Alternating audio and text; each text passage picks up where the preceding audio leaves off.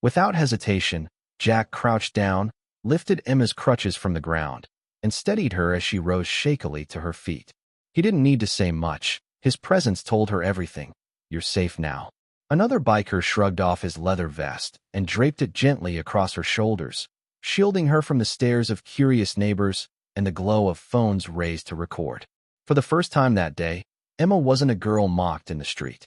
She was someone worth defending, someone whose dignity mattered. The bikers formed a wall of strength around her as they guided her to the sidewalk. Passing cars slowed, passengers craning their necks to take in the sight. Not cruelty, but compassion, wrapped in leather and steel. These men, so often judged for their rough edges and outlaw image, had stepped in as protectors when she needed it most. In that moment, Emma felt less like a victim and more like a person finally seen. The story didn't end with that single act. Over the following weeks, the riders returned, not with engines thundering to intimidate, but with a steady presence of support. They checked in on Emma, rode alongside her family when she felt nervous walking the neighborhood, and even pooled money to buy her a custom wheelchair built for independence and mobility. Their kindness went far beyond one afternoon. It became a promise that she wasn't alone.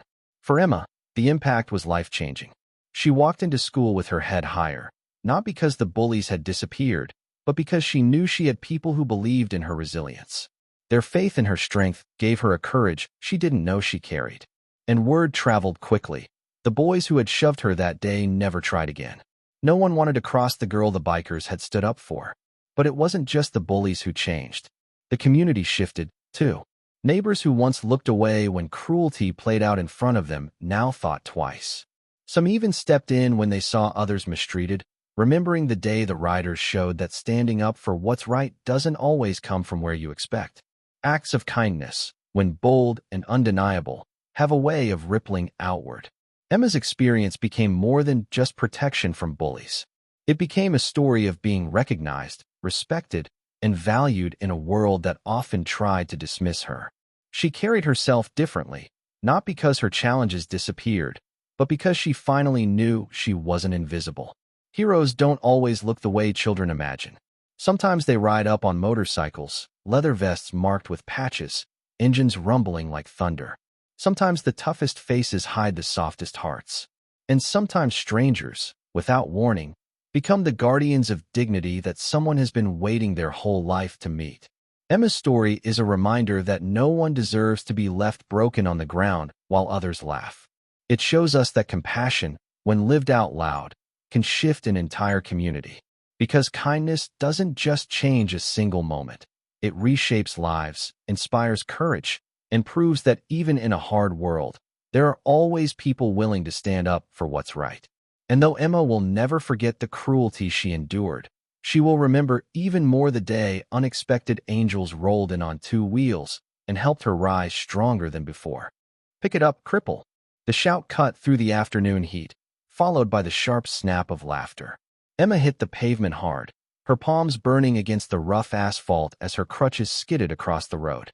The boys around her howled, the sound cruel, hollow, and far too loud for the quiet street. One of them nudged a crutch farther away with his sneaker, another limped in a mocking dance. His friends doubled over at the act. Emma clenched her jaw, willing her tears not to fall. She had promised herself years ago she would never let them see her break, no matter how much it hurt. But as she sat there with her knees scraped, her hands stinging, and every pair of eyes on the block staring through car windows or from behind curtains, the humiliation cut deeper than the fall itself.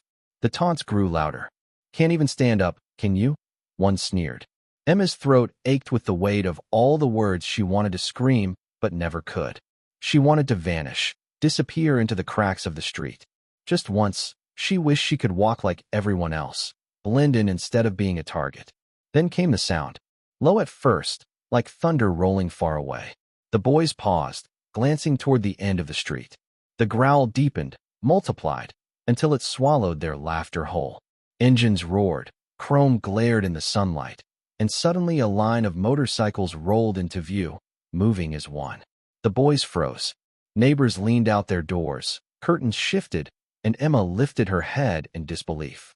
The riders slowed to a stop right in front of the scene. Jackets of black leather creaked as the men swung off their bikes, boots striking pavement with heavy finality. Tattoos wound down their arms, faces weathered and stern.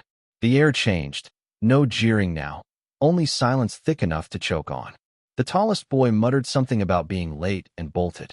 The others followed, their false bravado crumbling as quickly as it had been built. Within seconds, the pack of tormentors was gone, swallowed by their own fear. Emma sat trembling, her chest tight, not from fear, but from shock. A shadow fell across her. She looked up to see one of the riders kneel beside her. His silver hair was pulled back into a braid, his eyes sharp but softened with something she hadn't expected, kindness. Without a word, he reached for her crutches, dusted one off, and handed it to her. "You all right, kid?" His voice was gravelly, deep, but gentle enough to make her throat tighten. Emma nodded, her lips pressed tight to keep them from quivering. She took the crutch, gripping it like an anchor. Around her, the men stood like sentinels, their bikes still rumbling low, a protective circle that felt impenetrable. For once, she wasn't surrounded by mockery. She was surrounded by strength. And in that moment, Emma understood something no bully could ever take from her. She was not alone.